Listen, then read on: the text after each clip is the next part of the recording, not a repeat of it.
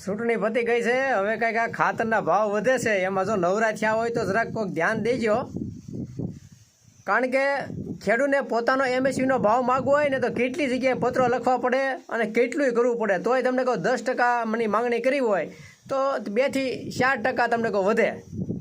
આ ખાતરવાળાએ 40-50% ભાવ વધારી દીધા. કોઈને પૂછ્યું ખરું તમને કે અમારે આ ખાતરનો ભાવ મોરિશિયો એમોનિયમ સલ્ફેટનો ભાવ જે 950 હતો એનો 1400 રૂપિયા થવા જઈ રહ્યા છે? કોઈને પૂછ્યું કે અમારા ભાવ વધારવાનો છે? એમ રાતોરાત વધી જાય, કોઈ જાતનું કોઈને પૂછવાનું નહીં, કાંઈ લેટર નહીં, કાંઈ નહીં. અને તમારે જો ખેડૂતને પોતાની પ્રોડક્ટનો ભાવ MSP જે કાંઈ છે એ વધારવી હોય તો કેટલાય જણાને પત્રો લખવા પડે. વડાપ્રધાન હોય, મુખ્યમંત્રીને હોય, બધાને પત્ર લખો. 12%ની તમે માંગણી કરો તે 2-5% કદાચ વધુ હોય તો વધે, બાકી એ નક્કી નહીં. અને આવડા તો 40-50% વધારો તમને કહો. રાતમાં સવારે હુવો અને સવારે ઉઠો ને જ્યાં 50% લગીનો વધારો થયો હોય.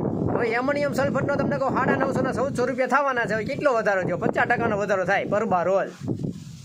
એટલે હવે જો કાંઈક થોડાક નવરા પીડ્યા હો ચૂંટણીના રિઝલ્ટમાંથી અને બધું પતી ગયું છે તો હવે કાંઈક ખેડૂતની કાંઈક બોલો તો આ ખેડૂતને ખાતર નથી મળતું, એમાંય કંઈક થોડું ઘણી રાહત થાય. DAP તો નામથી કાઢી નાખ્યું, મીઠા ખાઈએ મૂળ કાઢી નાખ્યા. DAPના મીઠા ખાઈએ તમને કહું.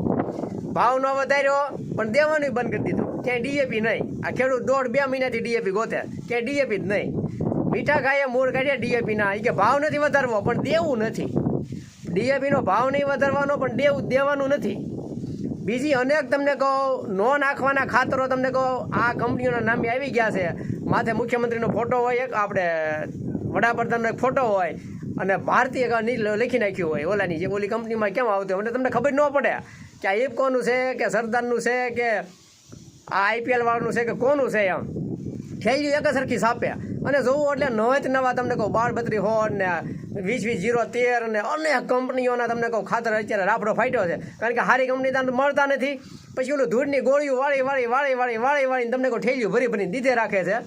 ઝાઝું ખાતર અત્યારે એ આવે છે અને ખબર છે કે નથી એટલે ખેડૂત છેતરાવાના છે. એટલે ખેડૂત છેતરાય છે ને એમાંય કોઈને રસ નથી. અને આ ખાતર નથી મળતું ને એનો પ્રશ્ન ઉઠાડવાનો હવે કોઈ છે નહીં.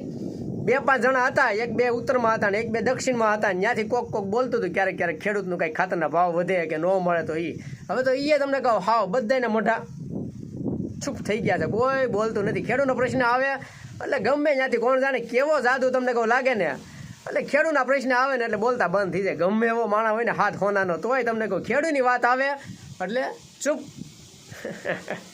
આવું છે ભાઈ.